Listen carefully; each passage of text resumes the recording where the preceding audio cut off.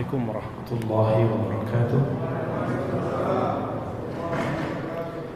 إن الحمد لله نحمده ونستعينه ونستغفره ونعوذ بالله من شرور أنفسنا ومن سيئات أعمالنا.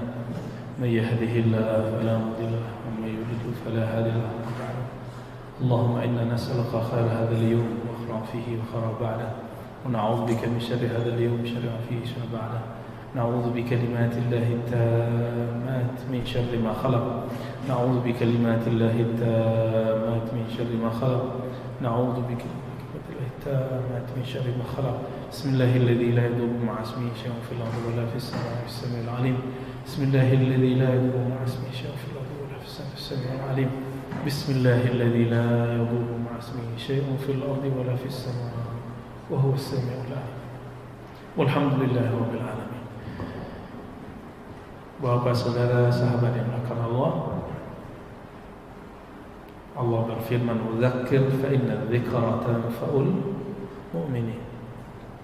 Maka berilah tazkir, peringatan, karena peringatan itu hanya berefek kepada orang yang beriman. Jadi kalau udah nggak ada rasa percaya, tidak ada efeknya. Meskipun Al-Qur'annya suci, meskipun orang yang bicaranya bergelar ini dan itu, nggak ngaruh ya. Dan kita beruntung Allah memberikan kita rasa iman itu, alhamdulillah. Tema kita tentang talqin zikir. Kenapa harus ada talqin? Kenapa harus ada ijazah? Ijazah itu ijazah izin mengamalkan suatu zikir. Talqin itu secara bahasa Arab dari kata laqana yulaqinu talqinan, fa'ala yuf'ilu taf'ila. Artinya memberikan bimbingan zikir. Kenapa harus ada talqin? Karena kita ini rata-rata mengalami amnesia spiritual. Jadi roh kita ini lupa kalau kita dulu pernah bertemu Allah. Ada yang pernah ingat kan? Dulu ketemu Allah ada yang ingat kan? Kan gak ada yang ingat. Maka Allah utuslah Rasulullah, diutuslah nabi-nabi Allah. Para nabi, para rasul sudah pindah alam. Yang masih di alam ini siapa ya? Guru-guru kita, pewaris para nabi, para rasul. Nah, mereka lah nanti yang mengemban amanah untuk memberikan bimbingan zikir. Jadi talqin zikir, terjemahan bebasnya bimbingan zikir. Perlu dibimbing nggak Pak zikirnya? Perlu. Kalau nggak zikirnya nggak ada maknanya, nggak ada rasanya kalau nggak ada bimbingan.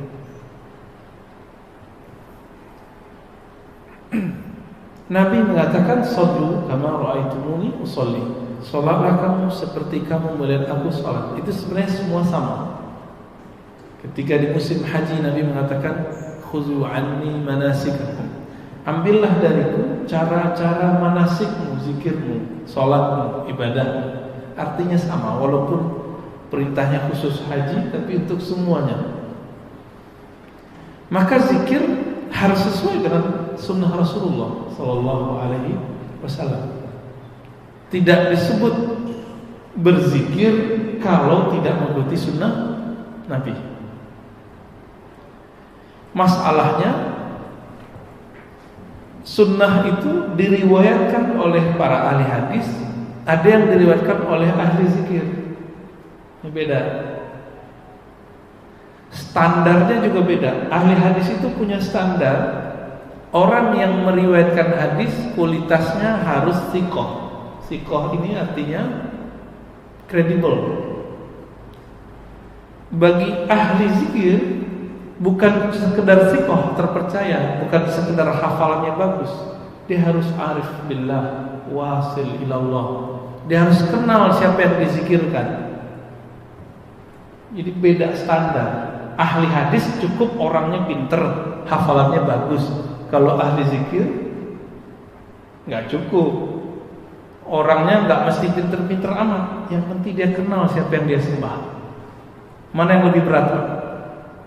Ahli hadis atau ahli zikir? Ahli zikir. Ini yang dilupakan banyak orang. Maka sanad atau silsilah zikir antara ahli hadis itu berbeda kualitas dengan ahli zikir. Ini sebagai contoh umum. Kita sholat pakai bacaan Al-Quran, Al-Fatihahnya riwayat Imam Asim yang diriwayatkan oleh muridnya Imam Hafiz. Jadi Quran kita ini diriwayatkan, ada periwayatnya. Enggak ujuk-ujuk datang ke Pekanbaru begini, enggak. Maka disebut ya, biasanya ditulis di situ. Biriwayati Hafsin an Asim. Pada baca enggak? Enggak ya? Jadi Quran itu diriwayatkan. Tapi coba cek. Ini yang ngotot nih dengan tradisi ahli hadis. Kita harus meletakkan sesuatu pada tempatnya. Ada yang harus dikritisi dengan standar ahli hadis, ada yang tidak boleh dikritisi dengan standar ahli hadis. Contoh, ini Imam Hafiz berguru kepada Asim. Imam Asim secara ilmu hadis riwayatnya dhaif. Kalau kita pakai standar ahli hadis, ini Al-Quran jadi dhaif enggak? Paham maksudnya? Mudah nggak saya cerita? Nyambung saya cerita apa? Jadi ahli hadis itu mensyaratkan orangnya harus thiqah. Thiqah itu kredibel, hafalannya harus thabit. Imam Asim yang meriwayatkan bacaan ini. Nah, bacaan ini kan nandanya saya nggak tahu tadi baca Al-Qur'annya apakah itu diwakaf tadi atau saktah, saya nggak ngerti. Jadi kalau baca Quran versi Hafiz, bismillahnya dijaharkan ya benar.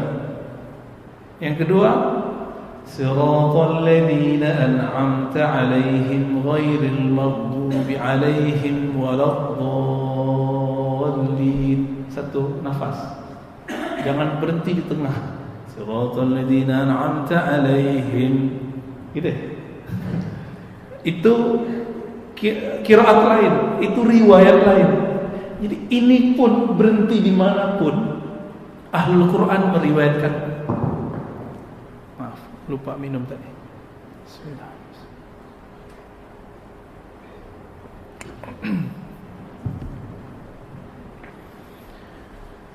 Jadi teman-teman yang antum suka kajian hadis, ilmu hadis itu syai'un fannun mustaqillun.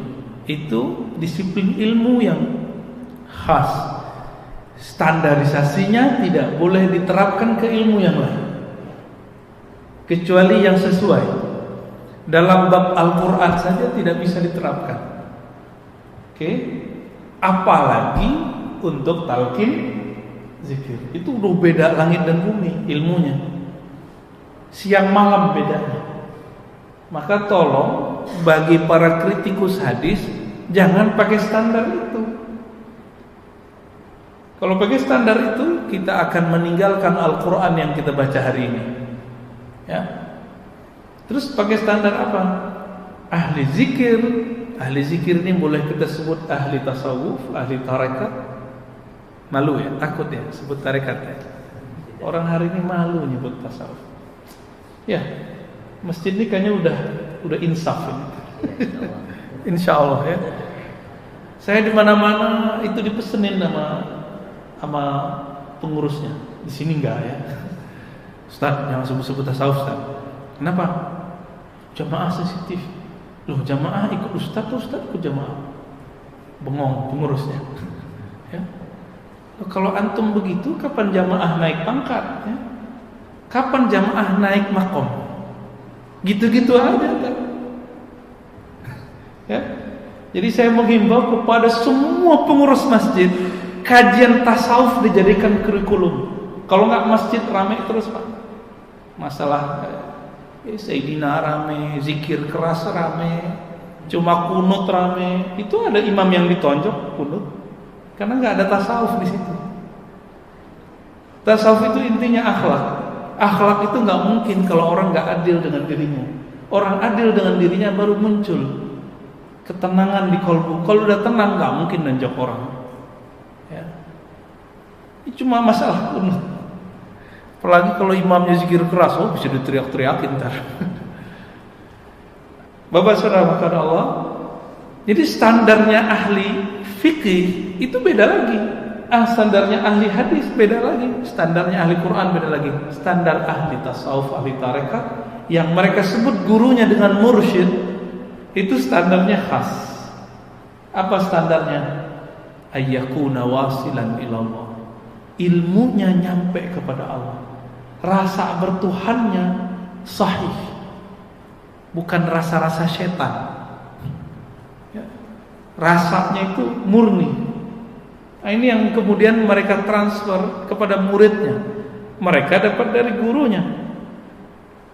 Gurunya dapat dari gurunya. Bersambunglah rasa itu kepada Rasulullah sallallahu alaihi wasallam. Maka mereka enggak puas. Dihantamlah sanad zikir, yaitu Al-Hasan Al-Basri, imam tabi'in, itu kan berguru ke Sayyidina Ali. Sayyidina Ali ini wafatnya tahun 40 lebih kurang. Mereka berusaha mengatakan bahwa Al-Hasan Al-Basri tidak bertemu Sayyidina Ali. Berarti sanad zikir terputus. Nah, ini cara mereka. Bagaimana kita nanggapinnya? Kita kembali ke ahli hadis saja kalau emang mereka ngeritik hadis. Imam Ibnu Hajar Al-Asqalani yang mensyarah Sahih Bukhari. Jadi Sahih Bukhari itu syarah terbaiknya itu syarah Imam Ibnu Hajar. Diikuti oleh muridnya Imam Safawi, lalu muridnya yang kedua Imam Suyuti. Mengisbat, menetapkan bahwa Imam Al-Hasan Al-Basri, Imam Tabi'in, betul-betul bertemu dan berguru kepada Sayyidina Ali. Mereka gak puas itu. Jadi ingin melemahkan. Habis itu bilang apa? Oh, sanad ente kepada Ali, berarti ente Syiah.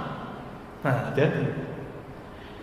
Kita boleh tidak senang kepada Syiah, tapi jangan gak senang kepada Ali. Ya, bisa bedain? Boleh gak senang ke Syiah, kritiklah Syiah gak apa-apa, tapi berani ngeritik Ali. Orang yang disebut Syiah itu pro Ali, anti selain Ali, disebut Rafidah. Rafid itu dia menyerang selain Ali. Sedangkan orang yang mengkritisi Sayyidina Ali disebut dengan nasibah. Bukan nusaibah, nusaibah beda lagi. Nasibah, kelompok yang suka mengejek Ahlul Bait, keluarga Nabi sallallahu alaihi wasallam. Di dalam hadis Imam Al-Hakim, Sayyidina Ali datang kepada Nabi sallallahu alaihi wasallam. Lalu bertanya, "Wahai Rasulullah, tunjukkanlah kepadaku aqrabut turuq ila Allah wa ashaluha." Jalan pintas menuju Allah yang paling mudah, paling dekat, yang enggak ribet-ribet, enggak perlu pakai suluk 40 hari gitu. Ini bayangin suluk 40 hari udah serem aja nih ya. Ada Pak metode ringkasnya. Kalau suluk 40 hari kan itu thariqah para nabi. Nabi Yunus 40 hari di perut ikan, Nabi Musa 40 hari di Tursina, Nabi Muhammad di Gua Hira 40 hari. Ali bin Abi Thalib mikir, ini kelamaan ini 40 hari ya. Terus gimana? Yang gampang wahai Rasulullah. Apa kata Nabi? Alaika bidmudawamati dzikrillah. Ya. Hendaklah engkau mudawamah, konsisten berzikir dalam keadaan sir, ya, sepi ataupun jahar, ya. Kita keraskan, kita lembutkan, ramai ataupun sendiri. Kata Sayyidina Ali, wahai Rasulullah, kalau itu saya juga udah tahu. Ya, kira-kira begitu kalamnya. Saya pengen yang khusus. Maka disuruh duduk. Kamu duduk sini. Apa kata Nabi? Ghammid ainaik. Tapi di hadis Imam Hakim itu ada tambahan tengahnya. La taqumus sa'ah. Tidak terjadi kiamat sampai tidak ada yang berbaca Allah, Allah. Enggak ada kiamat kalau masih ada yang baca Allah, Allah. Tapi Dajjal keluar, walaupun ada orang baca Allah, Allah. Ya. Dajjal sama kiamat kan masih jauh, Ya. Tapi jauhnya bukan 1 abad, kan nggak nyampe. Lalu Nabi SAW mengatakan, ghammid ainaik wa qul la ilaha illallah. Pejamkan matamu, lalu bacalah la ilaha illallah. Pejam mata. Maka metode memejamkan mata bukanlah dari Hindu Buddha. Ya. Ini ada yang nggak ngerti hadis ini, dikira nggak boleh memejamkan mata. Kenapa? Tasyabuh bil Buddhiyin, menyerupai orang Buddha, menyerupai orang Hindu, nggak nyambung. Ya. Kebetulan kita sama-sama menjamkan mata, mereka menjamkan mata, itu urusan mereka, urusan kita hadis ini. Ya. Berdasarkan hadis ini, kita ringkas saja cerita hadisnya. Ulama kita kemudian meriwayatkannya sebagaimana Sayyidina Ali mendapatkannya, menirukan model yang ada di situ. Menirukan ini disebut dengan hadis musalsal bi dzikrillah atau musalsal bi talqin. Hadis menirukan gaya guru, gaya sumbernya hadis ini, keadaan orang yang mengajarkannya, disuruh duduk, disuruh pejam mata, semuanya dibaca sekian kali. Itu ditirukan semua. Namun yang meriwayatkan ini juga dua. Ada versi ahli hadis, pejam-pejam mata juga, tapi nggak ada rasanya. Ada yang versi ahli zikir, dipejamkan mata, tapi ada namanya prakondisi, dikondisikan kalbunya sehingga kalbunya siap menerima la ilaha illallah. Nah, itu yang disebut talqin. Hadis ini dianggap sahih oleh Imam Hakim, tapi ketika saya teliti paling tinggi cuma hasan. Wal hasanu yuhtajju kas sahih. Hadis hasan dipakai dijadikan hujjah seperti hadis sahih. Di riwayat Imam Ahmad hadisnya juga dhaif, tapi sudah naik menjadi hasan li ghairihi. Nabi bertanya, Ubadah bin Samit, temannya Sayyidina Ali. Apa kata Nabi? Hal fikum gharib. Adakah di antara kalian orang yang gharib? Kalau versi Imam Tabarani, Imam Hakim, gharib di situ artinya orang ahli kitab. Tapi versi ahli zikir, gharib itu orang yang belum siap menerima talqin zikir. Dan kita ini rata-rata disebut gharib. Maka saya tidak termasuk orang yang ngobrol talqin, Pak. Kita buat kondisioning, ya zikir dulu, ya Hayyu ya Qayyum, itu metode aja, ya. Supaya tidak gharib. Gharib ini merasa asing, aneh. Ini zikir apa lagi nih si Ustaz? Itu orang yang menganggap zikir itu sesuatu yang baru.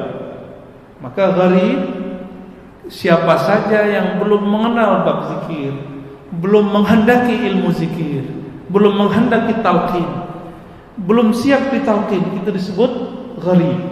Ini versi kita, versi saya maksudnya, ya. Maka Nabi mengatakan tutup pintu.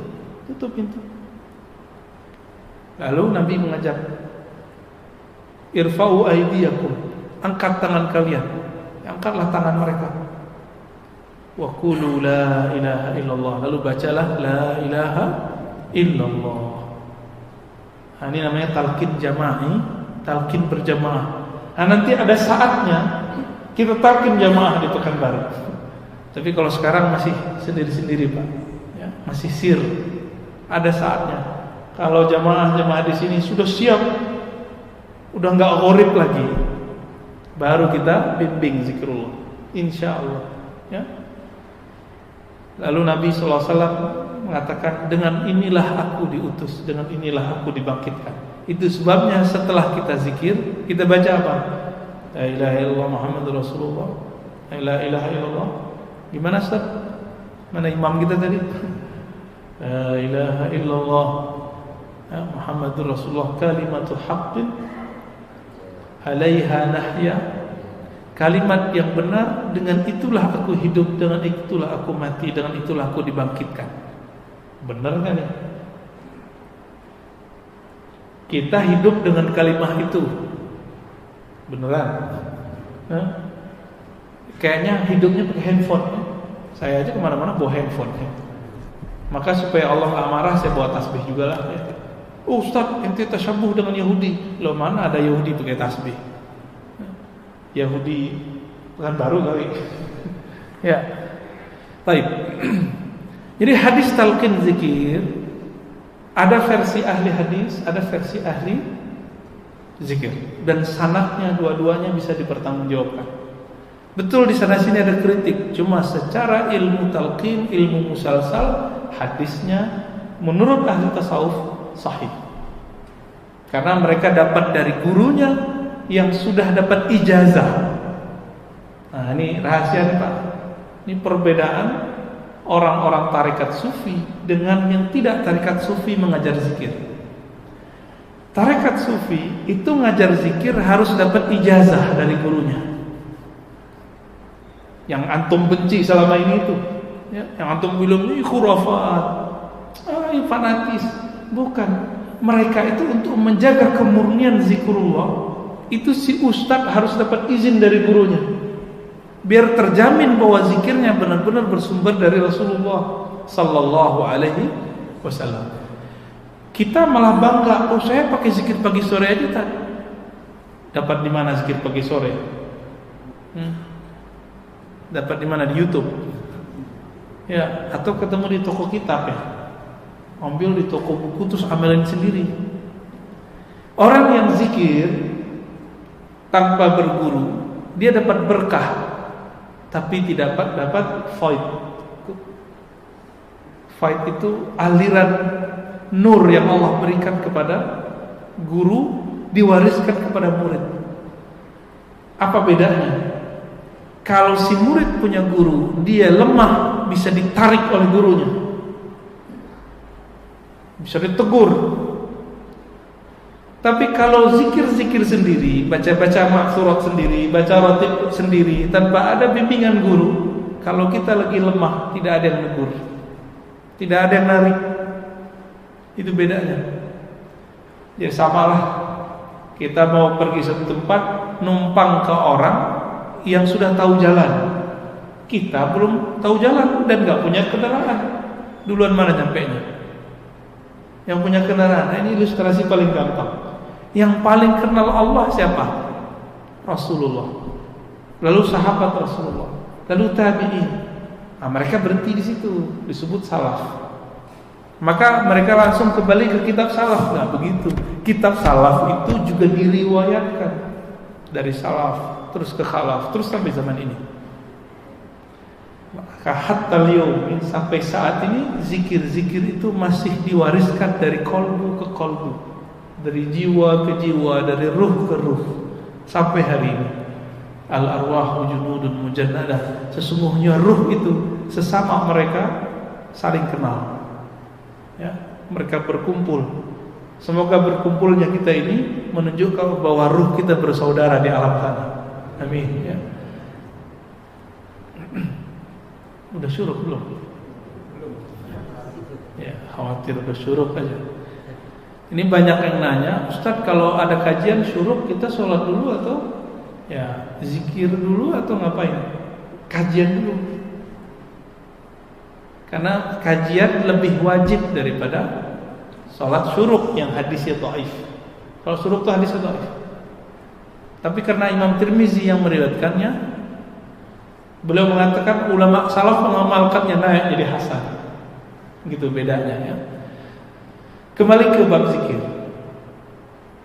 Nabi itu ada yang mengajarkan zikir secara personal, fardi, ada yang jamaah. Ada yang secara tertutup, ada yang secara terbuka. Begitu Nabi metodenya. Ada yang kadang Nabi mengajarkan satu kalimat la ilaha illallah, kadang Nabi mengajarkan subhanallah bihamdi subhanallahil azim. Suatu kali istri Nabi Safiyah itu dia punya biji kurma sama kerikil digabung 4.000. Itu zikir dari subuh sampai Nabi balik. Nabi balik itu kira-kira waktu duhanya yang sudah naik jam 9 atau jam 10. Kira-kira kalau dari subuh sampai jam 9 berapa jam itu zikirnya? 4 jam ya? 4 jam zikir. Istri Nabi loh ya. Nabi pulang, dalam hadis yang sahih Nabi berkata, ya, hadis Abu Daud, wahai istriku, maukah engkau aku tunjukkan zikir yang lebih afdal daripada ngitung? Yang tadi Nabi larang enggak? Enggak. Nabi enggak larang kok. Cuma Nabi lagi ingin menaikkan kurikulumnya dari zikir menghitung kepada zikir tidak perlu menghitung. Ini yang dilupakan oleh orang yang tidak punya zikir dan ijazah talqin. Jadi dia dapat hadis dijadikannya untuk menghantam zikir pakai hitungan. Nabi mengatakan di situ, afdal min dzalik, yang lebih afdal dari zikir menghitung. Bukan berarti zikir menghitung tidak bagus. Ini baik, ini lebih baik. Begitu. Hadza hasan wa hadza ahsan. Jadi bukan berarti zikir dengan menghitung itu buruk. Logikanya begitu. Tapi orang-orang yang benci kepada tasawuf dan tarekat mengatakan hadis ini adalah dalil membatalkan, melarang berzikir dengan angka. Justru sebaliknya, hadis ini adalah dalil boleh zikir dengan angka. Dan ini udah berapa bulan ini pertanyaan sama. Ustadz katanya kalau zikir pakai angka nanti kedatangan khadam. Saya mau tanya sama yang ngomong dulu, mungkin gurunya ustadznya, emang dia melihat alam gaib? Imam Syafi'i mengatakan, man qala ra'aitul jinna fala tuqbal syahadatuhu. Orang yang ngaku-ngaku ngerti alam jin, ya, dia bilang lihat jin, khadam segala macam, tidak diterima persaksiannya, apalagi pengajarannya. Orang kayak gitu percaya hari ini, Pak. Dia nggak pernah melihat alam khadam, dia nggak pernah melihat alam jin. Emang jinnya senangnya sama apa sih? Main tebak-tebakan. Iyattabi'una illa dhann. Mereka itu cuma tebak-tebakan. Ini kalau zikir pakai angka tertentu nanti datang khadam. Asal-asalan. Persoalan itu kemudian dijelaskan oleh para ulama berdasarkan hadis ini. Baru Nabi ngajarin, kuli, katakanlah wahai istriku, subhanallah bihamdi, subhanallah azim, adada khalqihi wa zinata arshihi wa ridha nafsihi wa midada kalimatihi. Boleh dibaliknya. Itu zikir secara ilmu hadis boleh dibaca siapa aja, tapi secara ilmu qalbu, kalau belum sampai ke rasa ini, maka enggak ada efeknya. Coba diterjemahkan. Subhanallah bihamdi, subhanallah azim, adada khalqi. Maha suci Allah, maha hebat Allah, sebanyak bilangan makhluknya. Waktu antum zikir begitu, ingat lafaznya atau ingat maknanya? Saya yakin antum ingat lafaznya aja. Ternyata ahli zikir itu punya istilah, ada namanya zikir jama'i atau zikir kullu jasad. Zikir kalau zikir semua bagian tubuhnya merinding. Zikir itu sudah dilewati oleh Sayyidah Safiyah. Sekarang ada zikir di atas itu. Zikir alam semesta, itu dia. Subhanallah bihamdi, subhanallah azim, adada khalqihi. Maha suci Allah, maha hebat Allah, sebanyak bilangan makhluknya. Maka dia pandang semua bilangan makhluk, sebanyak itulah dia angkat zikirnya kepada Allah. Siapa yang tahu jumlah makhluk Allah? Ada yang tahu Pak jumlah makhluk Allah? Di tubuh aja kita nggak tahu. Di tubuh ini berapa sel kita nggak ngerti. Karena hanya Allah yang tahu. Nah, ini rahasia lagi, naik pangkat lagi tuh Sofia. Hanya Allah yang tahu jumlah bilangan makhluk di tubuh ini dan di alam semesta. Maka zikir ini sebenarnya zikir menyerahkan makna zikir kepada yang punya nama. Ya Allah, maha suci Engkau, sesuci yang Engkau mau. Karena yang tahu jumlah makhluk cuma engkau. Berarti ini zikir nggak pakai logika biasa lagi, dia pakai logika Nabi. Karena Nabi lah yang pernah diperjalankan melewati semua alam semesta. Nabi itu udah masuk Pak ke semua lini alam. Maka disebut beliau rahmatan lil alamin. Rahmat yang rahmatnya memancar ke semua alam semesta. Jadi rambut kita aja itu dapat rahmat dari Rasulullah Sallallahu Alaihi Wasallam. Orang kafir itu dapat rahmat. Jadi ada rahmatnya Rahman, ada rahmatnya Rahim. Semua makhluk Allah dapat rahmatnya Rahman. Tapi kalau Rahim khusus kepada orang yang percaya kepada Sayyidina Rasulullah Sallallahu Alaihi Wasallam. Jadi dalil yang sama bisa dibaca dengan cara yang berbeda. Jangan ngotot dengan pemahaman yang saklek itu, ya. Jadi dalilnya sama nih. Dalil mengenai hadis Nabi mengajarkan zikir tanpa hitungan kepada Safiyah. Ternyata itu adalah dalil juga bahwa zikir itu ada kurikulumnya, ya. Itu yang disebut ijazah. Jadi Nabi ngajar Safiyah itu ijazahnya, Pak. Nah, dulu pernah nggak dapat perintah pengajaran dari guru? Ya sini saya ajarin zikir, kan nggak digituin sama guru? Enggak ya? Ya saya dengar orang zikir, saya zikir aja tak, gitu ya. Itu namanya taklid. Biar zikirnya berangkat dari taklid kepada ittiba, maka zikirnya harus ditalkin. Kan antum dari dulu ngomong-ngomong taklid mulu nih, kita nggak boleh taklid. Ayo, kalau zikir nggak taklid harus ambil talkin. Gitu. Cuma Sayyidina Ali Nabi talkin kan setelah kolbunya siap. Kita kan belum siap, jadi belum dikasih talkin, Pak. Teman-teman UPR sebagian besar sudah kita talkin zikir tuh ya. Nggak tahu diamalin apa enggak ya, urusan mereka ya. Ada yang ngamalin, ada yang enggak ya. Baik, udah syuruk ya? Ya. Katanya mau tanya jawab, langsung tanya jawab aja lah untuk kali ada yang mau ditanya. Ya, fadhal.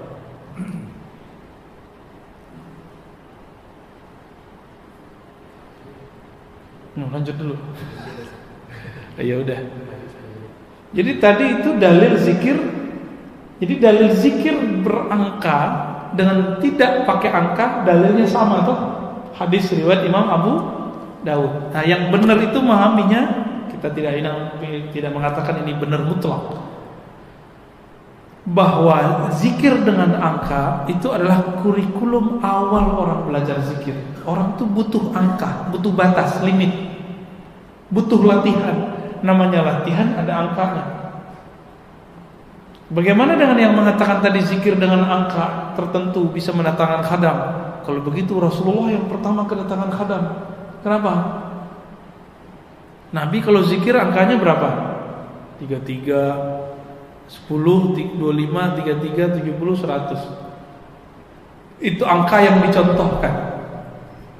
Nabi nggak nyontohin kepada Sofia angka 4000. Lalu kenapa dia berzikir 4000? Apakah Sofia lebih pintar dari Rasulullah? Seperti logikanya orang yang anti logika, akal-akalan orang yang anti akal. Ente lebih pintar dari Rasulullah, kan begitu logikanya. Itu logika apaan? Jangan pakai logika nggak jelas dalam belajar, ya. Akal-akalan tapi aklud du'afa, ya. Aklul hamqa, ya. Akal tapi orang yang pikirannya nggak nyambung. Sok berlogika tapi logikanya nggak nyambung. Sama dengan ngirim Fatihah. Itu mereka pakai akal-akalan loh. Kenapa? Mentok. Imamnya Ibnu Qayyim menyebutkan 29 dalil bahwa amalan orang hidup sampai ke orang mati, maka Fatihah termasuk. Mereka akal-akalin. Emang Rasulullah melakukan. Nah, itu akal-akalan namanya, Pak. Nggak pakai dalil dia nolaknya, pakai akal-akalan. Ya.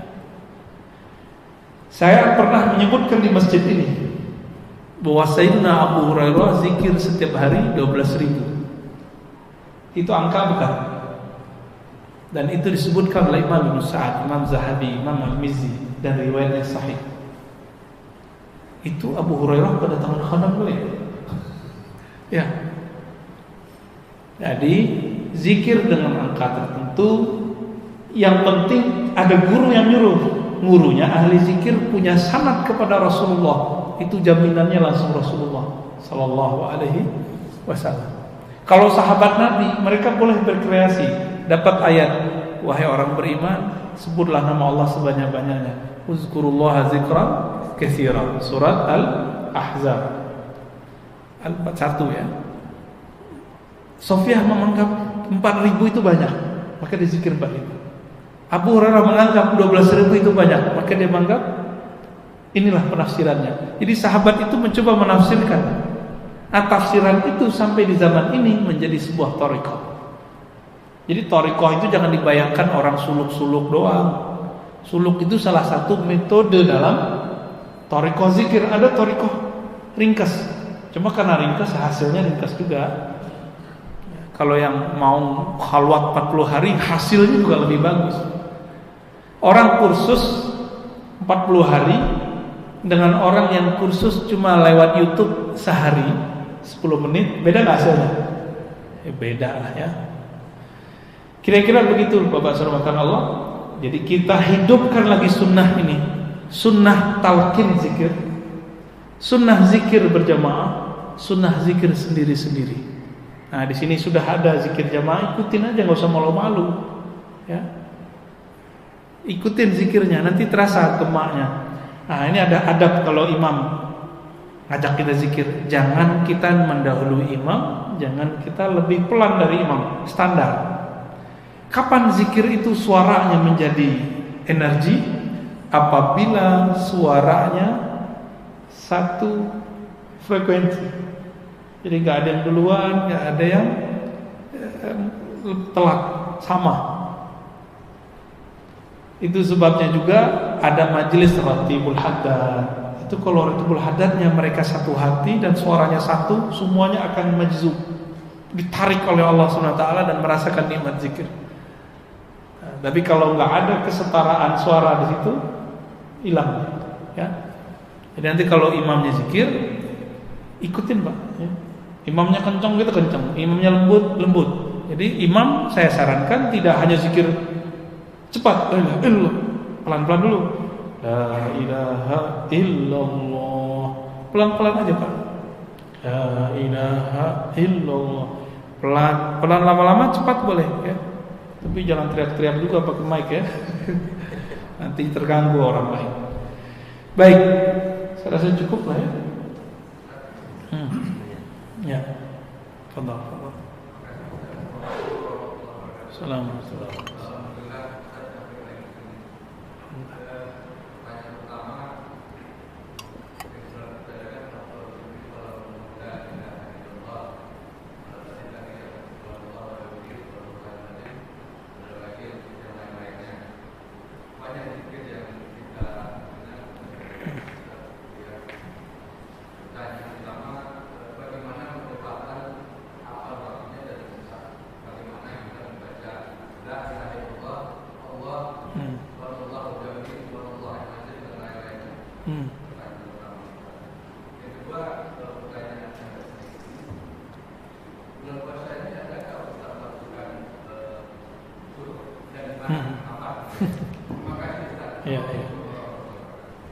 Assalamualaikum. Yang kedua, saya jawab aja, ini masih musim corona ya. Kita WFH Pak. Maka kita buat SFH, suluk from. Tapi kalau ada zona yang sudah kuning, hijau, Bapak ke sana aja. Ya, ikut khalwat di mana aja boleh. Zikir itu intinya percaya kepada Allah, percaya kepada Rasulullah, menghormati guru, pasang adab, usul ilallah, langsung Allah terima. Gak mesti sama saya atau sama siapa gitu ya. Yang pertama tadi pertanyaannya tentang bagaimana menempatkan zikir. Kan ada hadis afdalul dzikri la ilaha illallah, hadis Imam Tirmizi. Zikir paling afdal adalah la ilaha illallah. Zikir itu terjemahan. Kalau saya terjemahin enggak begitu. Zikir paling lezat adalah la ilaha illallah. Ada zikir juga astagfirullah. Kapan ditempatkan? Zikir istighfar itu namanya zikir prakondisioning. Jadi sebelum kita menikmati kelezatan zikrullah la ilaha illallah, bersihkan dulu wadahnya. Ini gelas saya bersihkan dulu, baru saya tuang air. Airnya bersih, tempatnya kotor, saya jijik Pak mau makan, mau minumnya.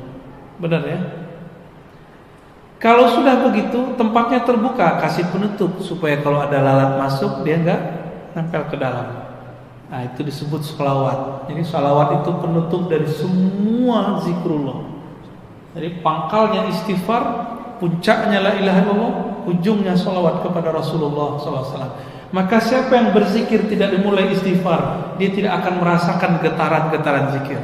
Siapa yang berzikir tidak sampai kepada la ilaha illallah, dia tidak akan merasakan nikmatnya dan lezatnya zikrullah. Siapa yang berzikir tidak ditutup dengan salawat kepada Rasulullah, nanti mau masuk surga tersesat mulu Pak. Di padang mahsyar baru bangunnya dia sesat, bahkan di alam barzakh dia tersesat. Jadi supaya gak tersesat bagaimana? Nah, maka ada orang gak sabar, langsung aja deh kita salawat, ya boleh juga. Banyak nih sekarang lagi banyak zikir-zikir sholawat, tapi digunakan untuk nangkap jin. Salah penggunaan. Benar gak? Lagi menghadapi tukang sihir pakai sholawat ya. Sholawat itu mahar langit dan bumi. Ini istilah baru ya. Apa kata Nabi? Siapa yang berdiri dari satu majlis walam yusalli alayya, dan tidak zikir kepadaku, maka baginya kerugian pada hari akhirat. Dalam hadis yang lain, hadisnya hasan, man nasiya salata alayya khati'a tariqal jannah. Siapa yang lupa salawat kepadaku, maka dia akan lupa jalan menuju surga. Khati'a, keliru. Mau Pak nanti keliru. Jadi nih saya kasih ijazahnya Pak ya. Al-wirdul asas dulu pernah kita kasih di sini. Namanya wirid asas. Pertama syahadat dulu. Asyhadu an la ilaha illallah. Yang ingat ya, syahadat dulu. Jadi setiap kalau mau zikir perbaharui syahadat. Asyhadu an la ilaha illallah. Asyhadu anna Muhammadar Rasulullah. Kalau perlu dimaknai, aku bersaksi tiada yang berhak disembah kecuali Allah, bahwa Nabi Muhammad itu utusan Allah. Beristighfar. Astagfirullah. Nah, istighfarnya berapa Pak? 100 kali. Pelan-pelan aja. Bayangkan semua dosa yang kita lakukan, satu-satu sebutin. Dosa mata sekian. Ada 7 anggota, ada 10 bagian di badan, masing-masing 10 dosa. Udah Pak, jadi 100 dia. Ya, inilah hakikat zikir Nabi. Beliau beristighfar setiap hari 100 kali. Bedanya beliau enggak punya dosa zahir, enggak punya dosa batin. Beliau menganggap kurang syukurnya sebagai dosa.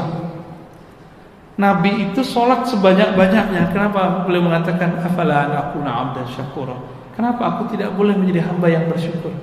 Udah sholat begitu, beliau masih merasa kurang bersyukur. Keluar dari tempat buang air, beliau mengatakan ghufranak ya Allah, ampuni aku kurang mensyukuri nikmat bisa buang air. Yang pernah mengalami mampet tuh ya selangnya, pernah gak? Sakitnya bukan main, bener. Sakitnya bukan main kalau kita nggak dikasih nikmat buang air kecil. Maka Nabi bersyukur, Nabi menangis Pak, mengatakan ghufranak, ya Allah ampuni aku. Jadi Nabi minta ampun bukan dari dosa. Nabi minta ampun karena kurang syukur. Ini beda istighfar kita dengan istighfar Nabi. Kalau kita benar-benar berdosa, karena dosa kita banyak. Belum lagi dosa batin. Kalau ditambah begitu bisa 200 istighfarnya. Ya cukup 100 dulu. Nah, Anda mengamalkan sunnah Nabi. Tuh angka dari Nabi bukan? Dari Nabi Pak. Setelah itu baca la ilaha illallah. Kalau waktu luang Bapak misalnya udah pensiun nih. Udah pensiun Pak? Nah, kalau di pensiun saya kasih yang panjang nih Pak. Kalau yang muda-muda nih kita kasih yang pendeknya aja. Yang pendek-pendek itu la ilaha illallah cukup, titik. 100 kali. Bagi yang sudah pensiun atau lagi musim libur, la ilaha illallah, Allahnya dipanjangkan.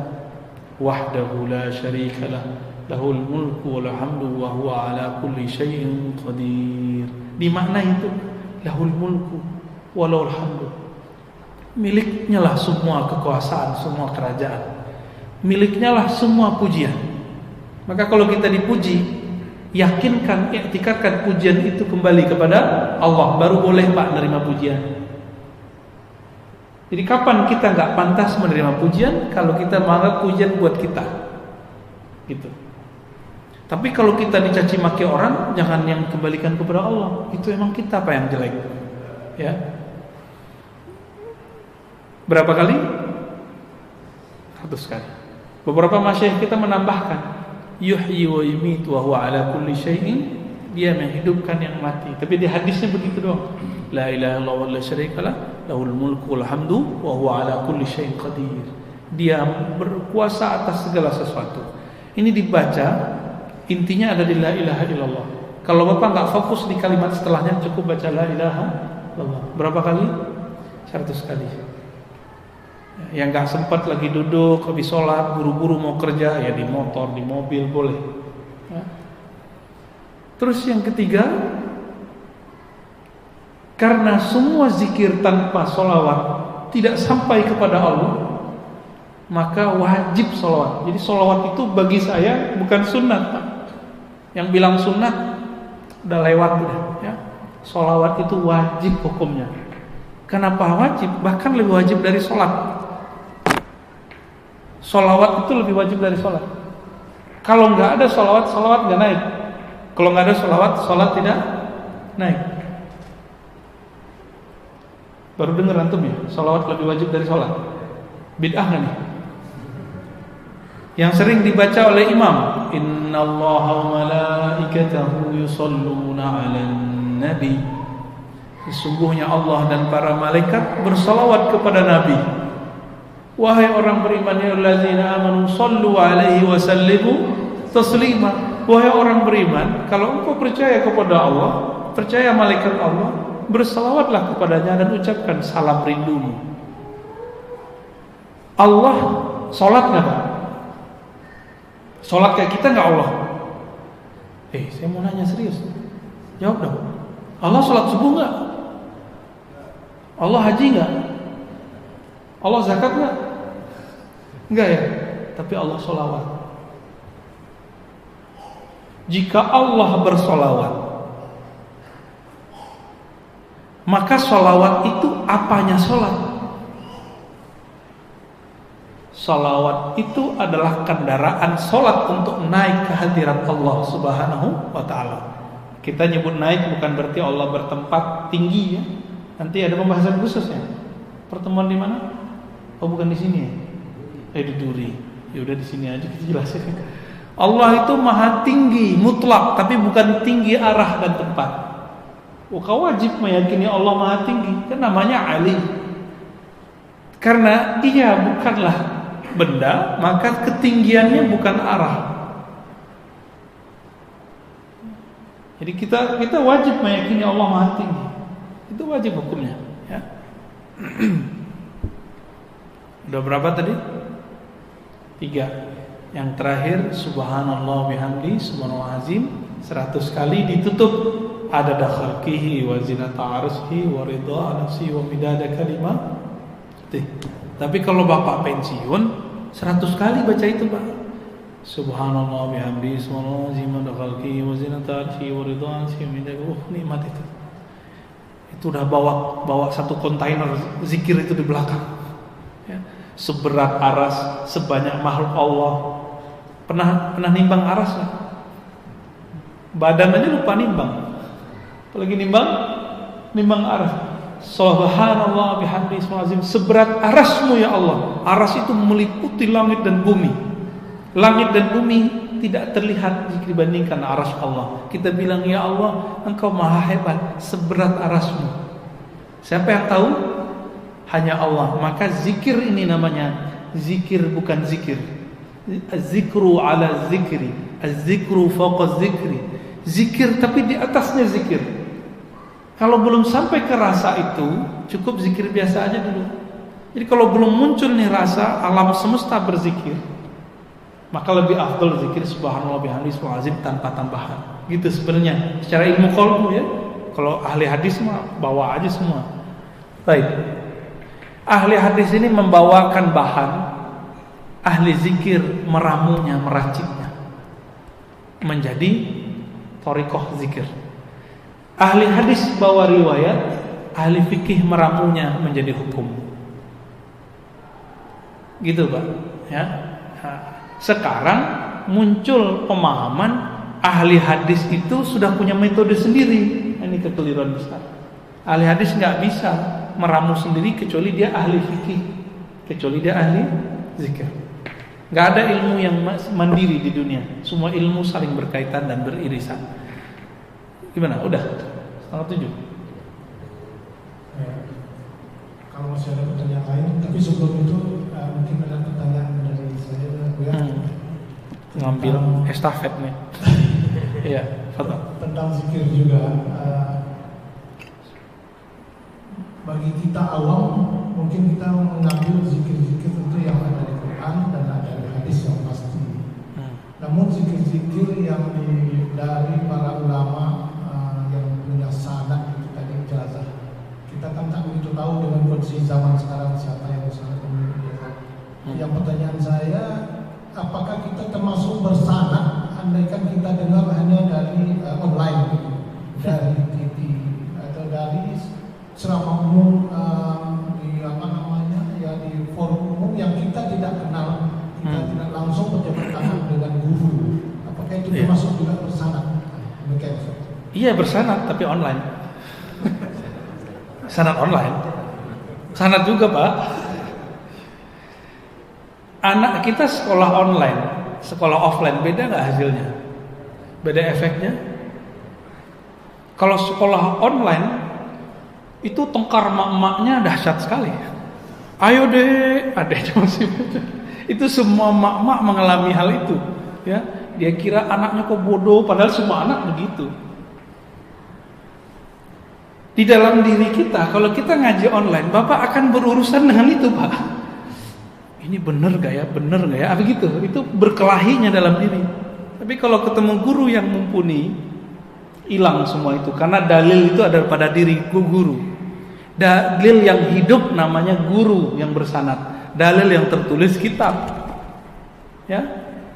Jadi sebenarnya kalau ada guru kita bersanad, itu lebih afdol daripada lembaran-lembaran kertas. Kertas ini kan mati, Pak. Kertas-kertas zikir itu. Ada nyawa nggak kertas itu? Nggak ada. Yang ada nyawa si kolbu ulama ini. Karena dia punya nyawa, punya spirit, dia bisa mewariskan spiritnya kepada kita. Kalau buku kan nggak bisa. Masa kirim Fatihahnya ke kertas kan? Tidak kirtos, nggak bisa. Online, bagaimana online? Ya, karena zaman ini ilmu mudah, maka orang sekarang bisa ngambil ilmu apa aja dengan mudah. Tapi saya ingatkan, kalau belum kenal gurunya, belum dapat izin darinya, terus ngamalin zikir via online, yang zikirnya bukan diambil dari Quran dan Sunnah, saya khawatir baru cerita khodam-khodam tadi itu terjadi.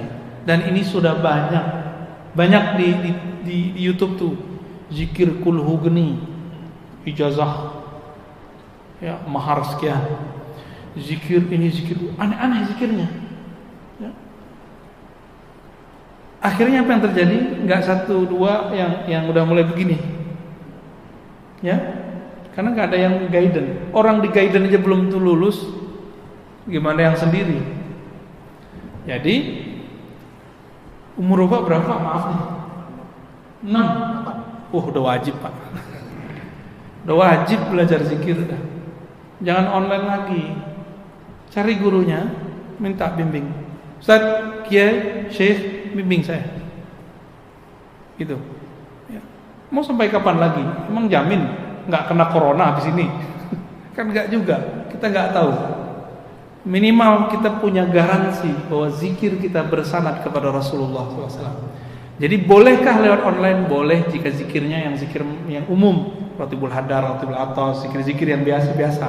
Tapi kalau zikirnya namanya aneh-aneh, apalagi namanya ke bahasa lokal, tolong jangan diamalkan. Karena iblis itu Pak, nama aslinya kan Azazil. Itu tadinya ahli zikir. Azazil ini dulu yang jaga surga dan dia ibadah di surga. Azazil ini dipecat dari malaikat. Dia turun punya dendam. Dia punya tentara 70.000. 70.000 ini masing-masing 70.000 itu punya tentara lagi di bawahnya. Kerjaannya ngapain? Godain-godain orang-orang yang suka zikir, suka ngaji. Nah, bagaimana supaya tidak kemasukan setan? Jadi kemasukan setan ini lebih bahaya daripada kemasukan jin, kesurupan. Orang kesurupan biarin aja dia begitu tegang-tegang sendiri. Kalau sudah kemasukan setan, gawat. Ya. Itu mulai gawat. Was-was dibilang ilham. Dia was-was, tapi dia bilang ilham. Jadi kalau ada guru itu, guru ada, setannya kabur. Kira-kira begitu. Karena jaminannya Rasulullah. Kalau dia bersanad, bersilsilah.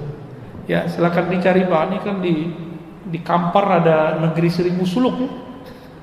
Ya kesana lah ya. Ini kan bulan puasa ini, di sana kayaknya zona-zona hijau nih. Udah kesana aja.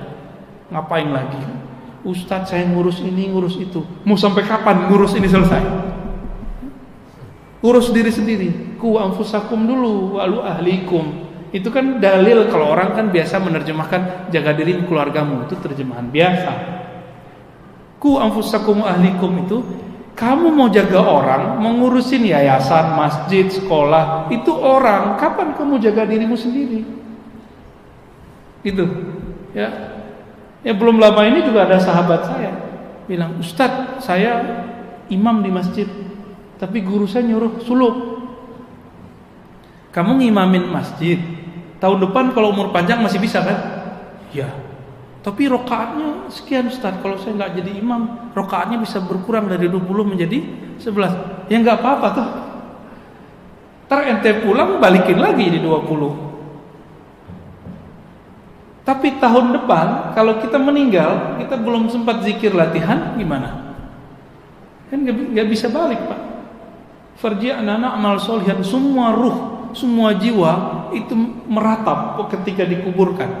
Ya Rabb, tolong kembalikan kami ke alam hidup, kepada kehidupan. Tapi Allah kembalikan gak? Jadi arwah itu ketika dia mati itu gombal-gombal. Ya suka ngasih janji-janji. Ya Allah kalau saya hidup saya ibadah lagi.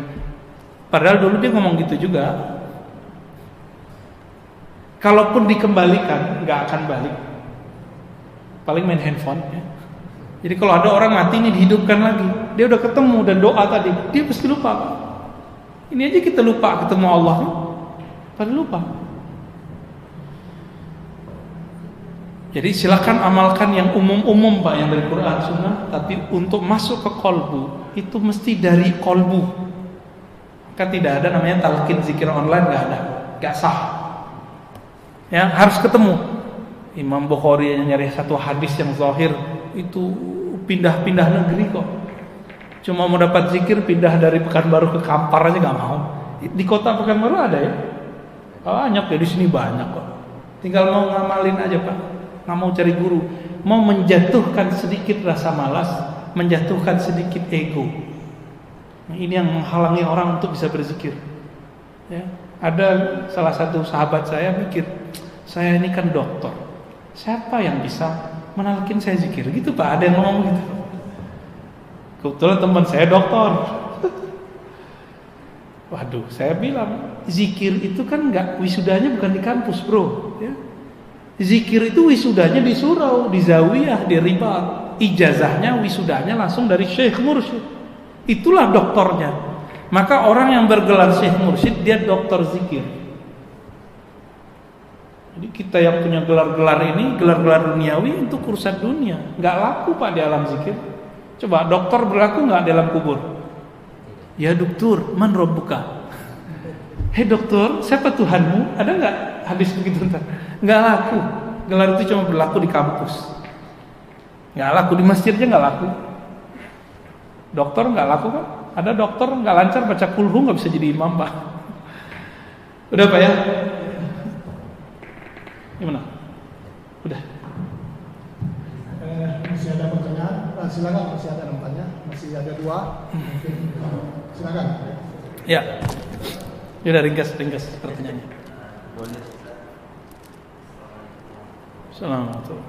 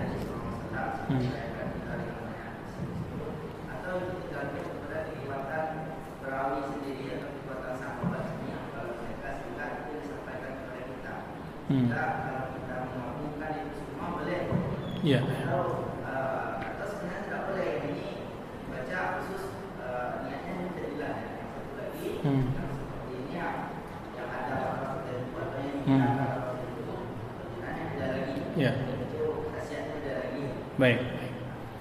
Ya. Dua-duanya benar, Ustaz. Ya.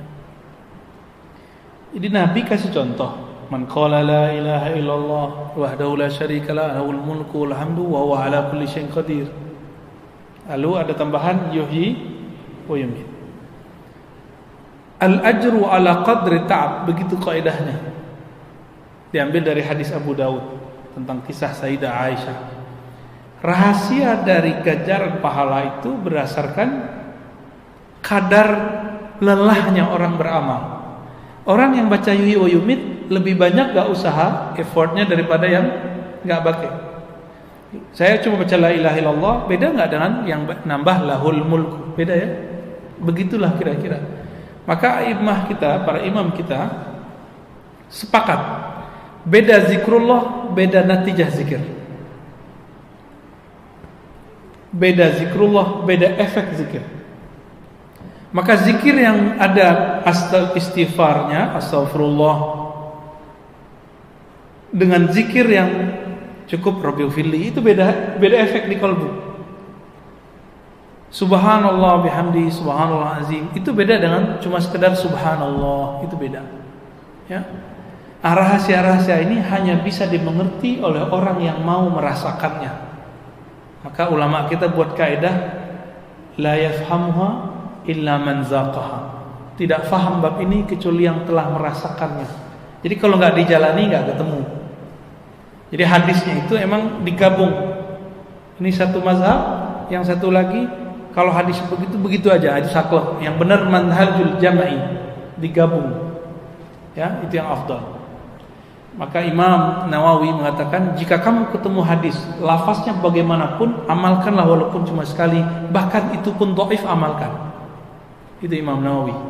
Ya, silakan diamalkan dengan semua versinya. Ya. Boleh. Saya kalau iftitah saya gabung antara wajah tu dengan Allahumma ba'id baini. Ya. Biar jadi NU Muhammadiyah, Muhammadiyun. Baik, Bapak, mungkin satu lagi terakhir dengan juga Buya dengan mohon ada cara lain mungkin satu lagi terakhir silakan. Ya. Silakan Arwan, silakan. Assalamualaikum.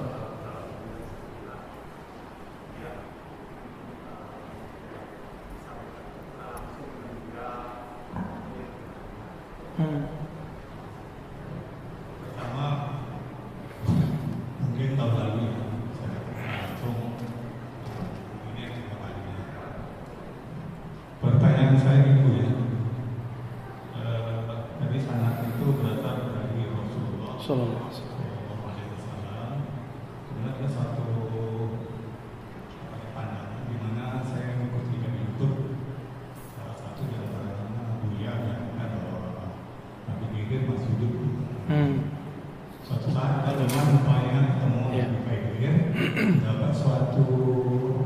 Amalan. Amalan gimana kira-kira? Iya. Assalamualaikum warahmatullahi wabarakatuh. Jadi ada temannya Bapak ketemu Nabi Khidir, terus dikasih zikir. Iya. Tahu dari mana dia itu Nabi Khidir? Itu dulu Pak. Ini bisa iya, bisa enggak? Ya. Ya. Saya bertanya kepada ahli Khidriyah, ahli tarekat Nabi Khidir itu. Jadi tarekatnya ada Pak. Kalau kita mengalami kejadian ini, tahu dari mana kalau ini beneran Nabi Khidir atau itu setan? Kata beliau, istafti qalbak, tanya hatimu, sirmu. Sir di dalam jiwamu itu tahu bahwa ini setan atau bukan setan. Maka Nabi Muhammad mengatakan, "Man ra'ani fil manam faqad ra'ani, fa inna syaitan la yatamatsalu bi." Siapa yang mimpi ketemu aku, itu sirnya yang mimpi, Pak.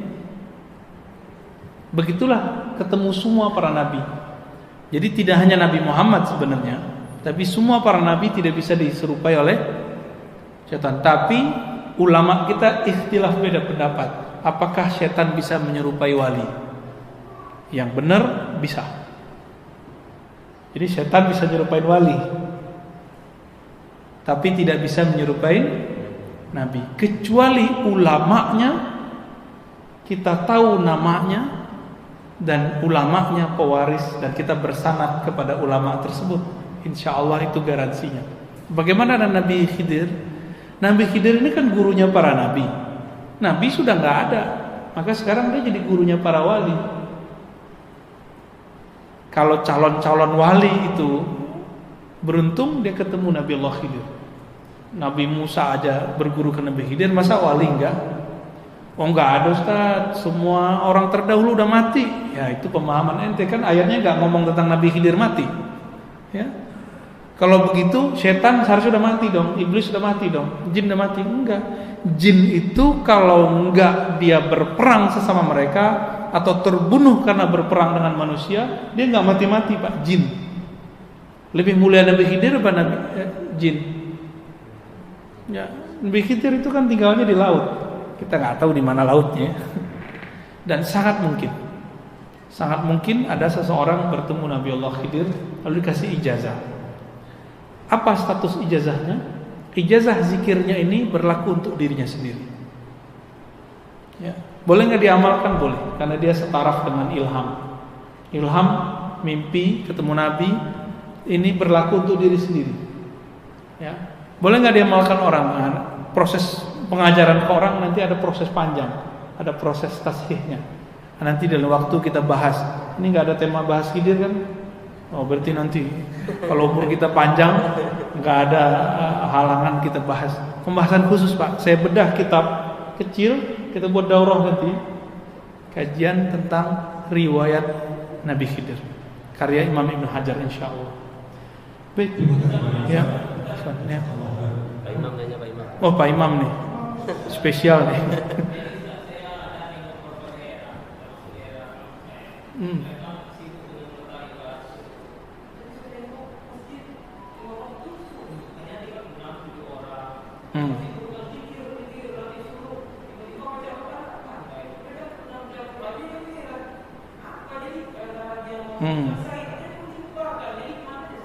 Itu salah tarekatnya atau salah dia?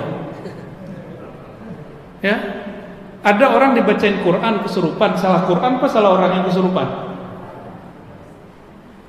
Di kampung Bapak, Pak Imam, orang bertorikot jarang ke masjid. Di kampung saya kebalikan. Ya, di Jawa, di Jakarta, orang baru dapat roti itu rajin sholat. Jadi itu urusannya bukan sama torikot, urusannya orang ini diajarin ilmu zikir, tapi dia nggak diajarin ilmu fikih. Maka PR kita Pak Imam ngajarin jamaah. Jadi Pak Imam harus pulang kampung sekali sebulan ngajarin jamaah. Jadi harus belajar zikir juga biar dia percaya bahwa Pak Imam ini bukan jamaah yang nyusup, bukan ustadz yang anti dengan mereka. Ini survei, saya kan dari kecil sudah hidup dengan mereka. Kemudian baru ikut macam-macam aliran. Dan emang krisis fikih. Sejak kapan? Semenjak terjadi Gestapo itu dulu. Jadi ketika dulu masa PKI itu Pak, kan nggak boleh orang ngumpul-ngumpul. Di masa Soeharto juga nggak boleh orang ngumpul. Baru belakangan, akhirnya orang-orang ahli zikir yang dulu masjid musola surau itu adalah madrasah. Syekh mursyidnya jago baca kitab. Kalau nggak jago baca kitab, dia punya khalifah yang jago baca kitab. Bercerailah antara surau dengan madrasah. Maka sekarang coba lihat di negeri kita, mohon maaf ya, rata-rata Sumatera kecuali Aceh, itu masjid surau tarekat sudah pisah dengan pesantren. Bapak kalau ke Jawa enggak? Ke Jawa pesantren plus tempat suluk. Jadi ahli zikir ini enggak jauh-jauh dari ahli kitab. Enggak jauh-jauh. Ini kurangnya kita Pak. Ngakulah antum punya ijazah macam-macam yang orang bertorikot, tapi ngaku aja bahwa kemampuan berdalil kurang. Dan saya langsung nanya, bahkan banyak yang langsung datang. Mursyid torikot masih meragukan dia apa yang diamalkan, udah berijazah. Kenapa? Cuma diajarkan zikir tapi tidak ajarkan fikih. Jadi PR kita Pak Imam, semoga nanti bisa menyadarkan kita semua. Ya, semoga belajar fikih, belajar zikir bisa berjalan beriringan. Ya, Allahumma salli ala nabiyina Muhammad. Assalamualaikum warahmatullahi wabarakatuh.